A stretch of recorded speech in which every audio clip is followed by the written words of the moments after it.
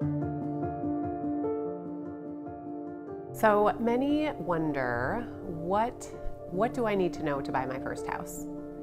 We are interviewing Nate Raich of Refined Lending today to talk about the process of buying your first home, and a little bit more background about Nate's story. So growing up, his family, what brought him into real estate, and where he's come since buying his first house. So tell me about growing up. Tell me about your family. You know, great family. Grew up in a dairy farm just north of Cloquet, south of Hibbing, a little town called Meadowlands. So great upbringing. How many siblings do you have? 5. 3 sisters, 2 brothers. Yep, I'm second to the last, so I got to see everybody grow up in front of me, and really unique. We didn't have a daycare. We stayed on the farm and just worked, you know, and grew up together. You were one of the babies. Yep. Mom and Dad got to see how the more kids you have, the more hands you have on the farm. Yep, they created more workers, you know, and that's what farm families used to do back in the day. And it's a thing of the past a little bit, you know, as that industry is more evolved to factories, you know, versus homegrown The farm. work ethic, though, is spread into you. So, oh yeah. How many kids were in your class in school? You know, we started off, I think, in the middle 20s, but I graduated with 11. So K through 12 school. Wasn't a private school, but everyone knew each other. Almost private, yeah. Almost private, yeah. So tell me about growing up on a farm. You know, it's like I said, it's a unique environment growing up on a dairy farm. A lot of my high school friends told me I had a lot of girlfriends because I had to milk cows in the morning. Black and white, yeah. Yeah, black and white Holsteins. They were always ready for me in the morning to milk and afternoon. Always had girls to talk with. Yeah. Morning, noon, and night. They're a little bigger than me, so yeah. How old were you when you bought your first house? 20. I was 20 years old when I bought my first house. That's young. Yeah, it was quite the adventure. I still remember I was living in an apartment with two college buddies of mine, and I'm doing pretty well in sales. I was selling furniture at the time. That was my first job out of college in a retail platform for a local furniture company, and I was making some decent money, like I said, and I thought, I want to buy a Viper. I'm going to go out and buy a Viper. Everyone loves Dodge Vipers. That's a car. It's a car, yes. 20 years ago. Not a great investment. No. Well, one of my friends said, well, if you're going to buy a Viper, you'd be the only person that owns a Viper who lives in a rental. This little apartment. A little apartment with 2 other buddies. guys. Yeah. He told me to buy a house. And what was the payment on that Viper? Would have been $1,000 a month. Oh my God. Yeah. Yeah. Yep. And You so can buy a house with that. it was. The payment was $1,283 per month for my first house. I still remember that moment when I moved into that house. I was upstairs in my bedroom getting the furniture ready, and that's when I realized I wanted to build and buy more houses. Right away. Right away. Walked into your first house. My first house, first night, I knew that this was such a great experience. When I closed on that property, it was $178,000 and it appraised for $215,000. As a 20-year-old, in my mind, I thought, I have money, I have equity. Immediately. Mm-hmm. Yep. And I was going to use it for the next house. Did you buy existing? Your first house, you bought an existing home?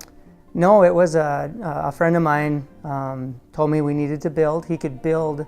It was before the bubble and the burst of 2008. So in 2001, it was starting to ramp up during those times, and it was tough to find a house in my price range. So I found a irregular lot, and he said, "Let's build a house." So your first home you built? We did. Yep. Me and a friend of mine. He contracted it out, and I got the loan, and that was my first house. And you were hooked ever since the first house? Ever since, yeah. How long did you own that house? I owned it for 18 months. I owned it for 18 months because I knew I had equity. And I'm like, if I duplicate this process and I can build that equity. So as a young kid, I'm like, I'm going to be rich. But I do this every year. Single year, right? But then, obviously that's a big picture, big dream. I've always had that drive to do more new construction, buy more houses, but there's a lot of ups and downs in the market. Oh, yes. Yep. You have to be smart about it. Yep. But to own a home over the long period of time always seems to be still a great investment, especially The best. if it's the home that you live in. It is, yeah. So tell me about the experience of buying your first house. It was unique. A young kid going in to get a mortgage and not having a clue on the steps. I still remember talking to the loan officer, and it was a gal, really well known, and she did a great job overall. I was very pleased, but I had no direction in the process. And she asked me how much money I had. I told her I had $13,000, and she said, okay, bring that check to closing. And I didn't know about closing costs. I didn't know about the interest rate. I didn't know what my payment was going to be until the day of closing. Wow. So the industry over 20 years has evolved drastically. Now there's multiple steps in disclosing up front. The very first day you have to sign an application. Here's the estimated payment. So I can really appreciate where the market has come for the consumer. So since your first house, how many homes have you purchased? Well, we have closed on 56. We have a few more to purchase. Actually, this month we have 2 that we'll close on, so we'll be at 58. So when you bought your first house and you sold 18 months later and you said, I'm going to do this every year, Yeah. you are not 56 years old. No, So you're buying no. more than one house every year.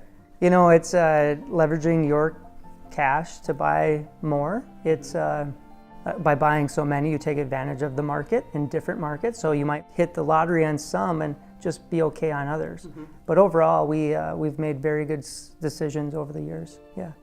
So what got you hooked? Why did you decide I want to be in real estate You instead know, of selling furniture? I kind of fell into it backwards. A friend of mine was in the mortgage business. At the time, I probably couldn't spell mortgage, but he told me, come in and apply. So I went into a meeting with his manager and I didn't get the job. And a year later, there was some turnover and a new manager took a position. He called me again and said, you better come in here and put your best foot forward. And I reapplied and I got the job, and I've been very blessed and thankful for that interview ever since, and still friends with that manager. So tell me about your experience when you bought your first house. How does that help you work with first-time home buyers now, or how does that help buyers today? And I obviously being a loan officer for over 15 years, I've worked with over 5,000 clients. Now I can't remember every single detail, but I can remember every step that I've taken and prepared for that opportunity when it came about, that house, when it was ready to be purchased. You have to prepare your clients mentally and also just their budget, and you have to make them ready to purchase when that opportunity comes up. It's a very overwhelming and emotional process to buy a house. It is, and it's very invasive, actually. You have to open up your financials, where you're spending your money. Mm-hmm. We have to make sure that affordability, at the end of the day, that once you do purchase that house, you can retain that house.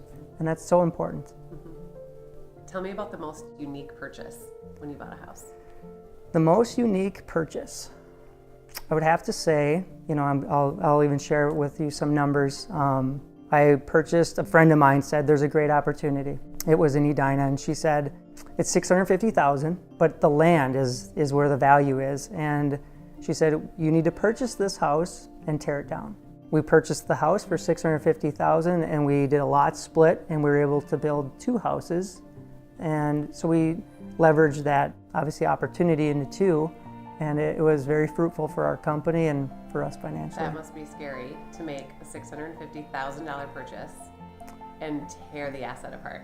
Yeah, it was a lot of people, scratching their heads like, what are you doing? But knowing the numbers, it worked out for the best. And you saw the opportunity. Yeah. Coming in. Yep. Tell me about future opportunities for your clients. I'm glad you asked, because future opportunities present themselves when you surround yourself with really good people, okay? Whether it's a real estate agent and a loan officer working together, that's more powerful than just one on their own, because when that loan officer has you pre-approved and that real estate agent has faith that everything is perfect, they'll present a lot of more opportunities because they want you as a home buyer to feel comfortable with the home process, be within budget, and know that you'll close on time. And it presents a lot more value to your transaction. That's true. There's a lot of titles in the real estate industry, but working with professionals Yep. and a team can really make the biggest difference. Yeah. It's much different. It's not just buying online or clicking on a link and picking out a product. Right. It's really structuring It's very emotional too. experience. Yeah, the experience, especially your first house, when you're in that house, you feel so blessed. You do, because owning a house isn't a right, it's a privilege. And when you're in that house, you've earned it. You really have. Refined Lending has over 10 down payment assistance programs. How do you know which one to use? You know, down payment assistance, it might not be for everybody, but rest assured, we'll look at all the programs available, and you'll be surprised that you might not even need it. But if you do, there's quite a few different programs available. Each one is unique to your situation, location of the house, your budget, possibly just even the subject property. It might accept one type of lending opportunity versus another, depending on the condition it's at. If you're looking at houses, you're not finding something you like, maybe you want to build a home. What types of financing is available for somebody that wants to build their own custom home?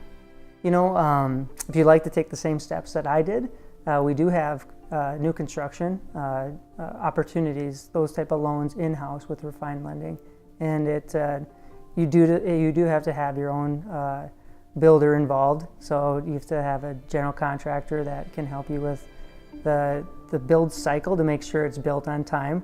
That's really important to make sure you have a house when you're ready for one. So.